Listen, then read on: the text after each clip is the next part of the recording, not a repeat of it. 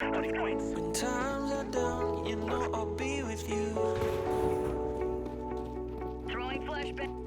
Flashbang out. Your times are rough, there's no mercy. Flashbang out. All this bullshit, I can see right through. Everybody wants something they can't have, so they gon' put it on you. Wherever you go, yeah, you can take me there.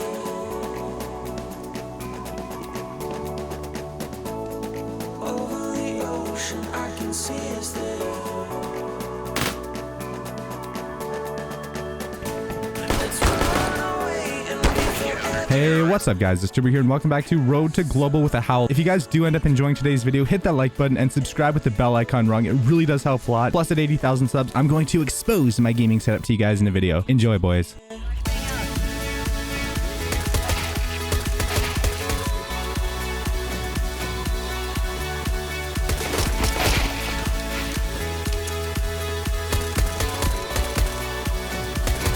you can take me there. So today's adventure starts on Mirage. You start off with an execute to basically take control of A side and get the bomb down and win the round. And there's actually a guy sitting right there in the corner in ramp, so that was pretty much an easy kill. And basically my teammates kind of messed up and they didn't throw the smoke for jungle. But I mean, it doesn't matter anyways because I'm just going to run through and just steamroll them, right? And when you are in the lower ranks, it is a little bit easier to get some wins. Like, let's be real. Anyways, so I decided to push into their spawn and apparently there was a guy sitting literally where he spawned. Like, I don't know why. I don't know what he's doing there, but you know what? Doesn't matter because I got the ace. Let's go, boys. When you've already gotten 2 aces on the first half, dude, feels good, man. Now, guys, in this clip, I'm stuck at a 1v2 situation with an op, and now I'm down to 6 HP, and now it's a 1v1. I have no idea where the enemy is, so I'm just trying to, like, figure it out. But ultimately, I basically throw a smoke over there to block off CT, get the bomb down, and then I'm gonna work my way over to A ramp. I essentially just wanted to throw him off as much as possible to make him think that I was CT or Palace or anywhere else other than A ramp. But I think it was pretty obvious. He might have heard my footsteps. My goal here was just to stay alive. When you're in a clutch situation, the best thing you can do is not die. So I played kind of more defensive and this happened.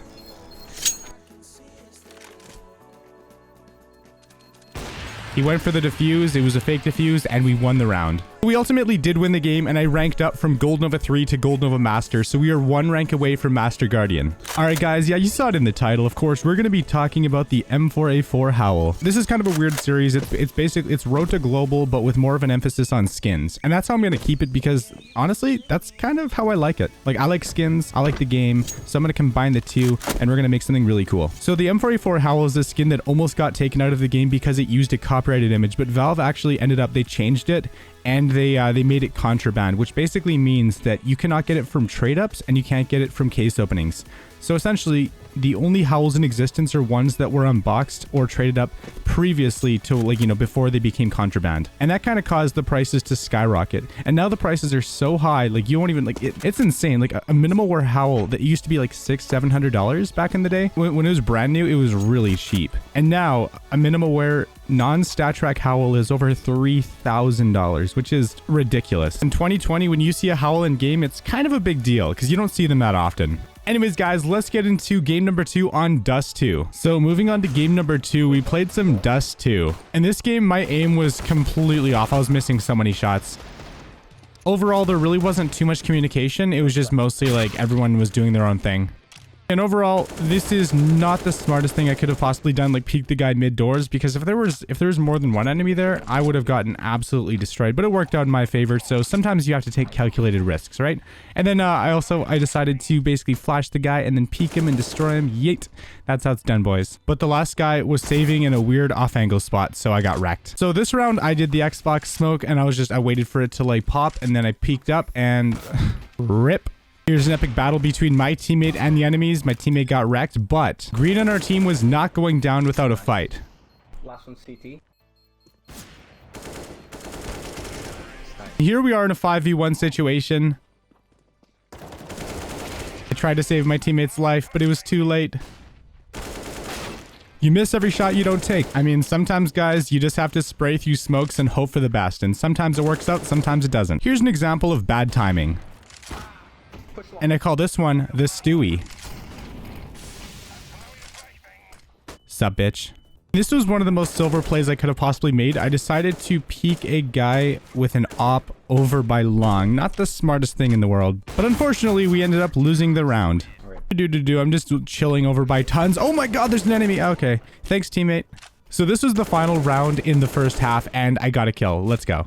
So overall, not a bad first half. We're up 10-5 with a pretty big advantage going into the second half. And I don't know what I was thinking here. I just kept peeking the mid. There were multiple of them, so I kind of was at a disadvantage here. But I was like hoping like, hey, maybe one of these days I'll hit one of these one taps. But I didn't hit anything, dude. I didn't hit a gosh damn thing, dude. But all that changed when they pushed the site. I hit a really nice shot and I got destroyed.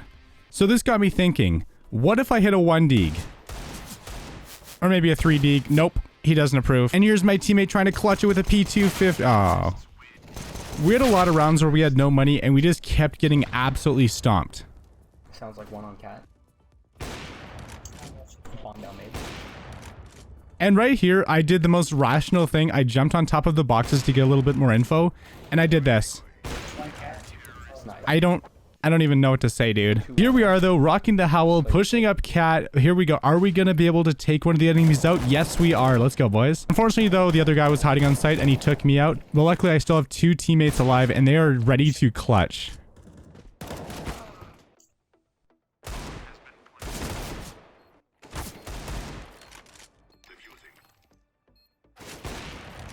Here we go, ladies and gentlemen. Here we go. We have our boy Green jumping down off the map. He's running up to ramp and he's going to hit the epic no...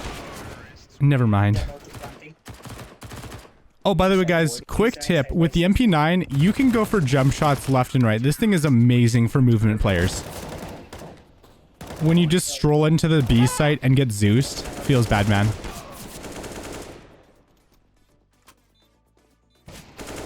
At least we've won the round.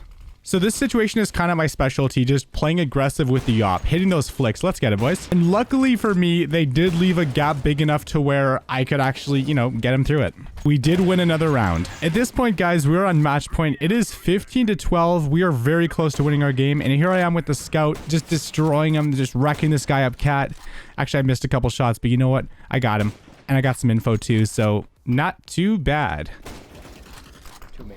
And we ended up winning the game 16-12. All right, and guys, for the rest of the video, we're going to do something a little bit different. So we're going to go back, watch some of the highlights, and reflect on what I do right and what I do wrong. And then I'm going to do a little bit of a training montage kind of thing. So in most of these instances, I basically play way too aggressive and I push up without having the actual skill to, like, you know, win the gunfights. The enemies are just way better than me. Even the bot with the auto shotty. I really need to start spending more time looking at my demos and figuring out like what works and what doesn't work. One of my worst habits seems to be the fact that I keep re-peeking over and over again, and it always gets me killed. And I always think like, I'll get him this time. Like, no, Turbo, you suck. You're a silver, basically. But I mean, also, there's a lot of people who are Gold Nova who have just absolutely ridiculous aim. They just hit like perfect headshots every time. Like I can't get that kind of consistency no matter how hard I practice. Like, I guess I'm just too much of a boomer, right? So you know what, guys? It's training time. So remember, when you start practicing, the first thing you should always do is warm up and make sure you're ready. This is the primary thing that will help you take your skills to the next level while practicing. Just warming up first and making sure you're prepared. By the way, the map I'm using here is Playmaster GG made by Logitech, and it's one of the best ways to train your aim overall. And so right after my warm-up, I always do this. I always do a little bit of tracking aiming, where essentially the enemy just moves around, a bot just moves around, and you have to keep your crosshair on his head. And this is insanely useful. Now, obviously, at first, it's very difficult, and it seems like it's impossible, but over time, as you build the muscle memory, it gets easier and easier. You just have to stick to it. This will help you mostly against enemies that are moving around. Next up, I do a little bit of aim training where you pretty much have to like headshot 50 bots, and you want to do it as quickly as you possibly can. The cool thing about this is it actually gets harder over time. Like as you speed up, it gets a little more difficult. It kind of helps you train the most difficult parts of aiming to make it a little bit easier for you in actual games. Next up is peek training, and this is essentially where you have to peek around an angle and try to figure out where the enemy is and then like shoot him in the heads. If you want to be an entry fragger, you absolutely need to have this skill and you need to master it. So that's what I'm doing right here, even though I'm kind of a noob. Of course, you also do need to practice recoil control for when you actually spray enemies in game. Like, this is a skill that so many people overlook, but it is incredibly useful. Like, basically, if you want to outgun someone and both of you are going fully automatic, it all comes down to your ability to control the spray pattern. Like, if you have it down to a T, you're going to be almost unstoppable. This next section isn't really useful for like outgunning enemies or anything, but this is more useful for just getting around the maps, and this is jump practice. Basically, it puts you in some scenarios where you have to make some of the most difficult jumps on the maps, which is very useful. It doesn't just give you a bunch of random jumps that have nothing to do with the game. Like, these are inside the game. And I feel like once you master these jumps, you can pretty much get anywhere on the map, no matter what. There's no limitations. Next up, there's perception training, and this is pretty difficult. You basically just have to listen for enemy gunshots or enemies just walking a little bit or enemies scoping in and figure out where they are and basically flick to them without any visual representation of where they are actually. So this is basically a way to get echolocation inside the game.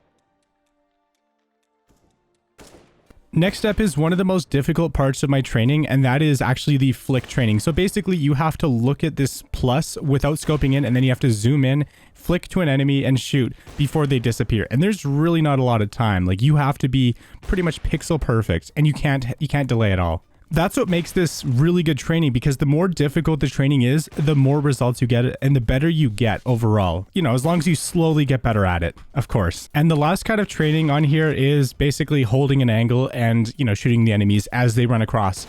But the thing that makes this difficult is the fact that it's actually run on a server, so there's a little bit of latency. So obviously, if you did this kind of training against bots on a local server, there would be no latency whatsoever, so it wouldn't really help you in real situations.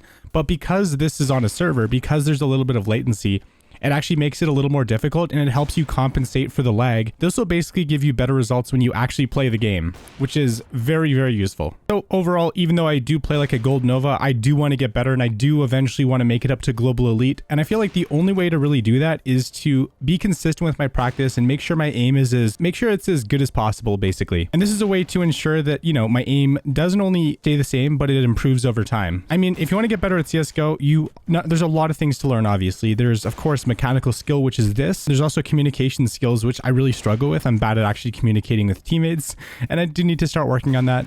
And then there's also game sense as well, which I feel like my game sense is fairly decent. Like, I know in most situations what enemies are going to be doing because I've just played the game so much. But, you know, I feel like I still have a lot of progress to make. Hope you guys follow me along on this journey, because I'm going to basically document everything that I do to get better at the game, and every step that I take to make my way to Global Elite. When we get to Global Elite, dude, it's going to be 100% worth it. I haven't been this excited for a series on the channel in a really long time, because we have a real goal that we're going for. But regardless, if you guys enjoyed today's video, like, comment, share, subscribe, click that bell icon. And if you watch the video all the way until the end, I guess leave a comment saying #Turbo, why are you killing those chickens? And I'll do my best to try to give you guys a heart if you do that. Overall, guys, thank you guys so much for watching. I'll see you guys in the next episode. Can we hit 1,000 likes? See you guys in episode 3 of Turbo Road to Global with whatever skin I choose next time. And thank you guys for watching. See you guys in the next video. Check out all the links in the description down below. It's Turbo, and I'm out.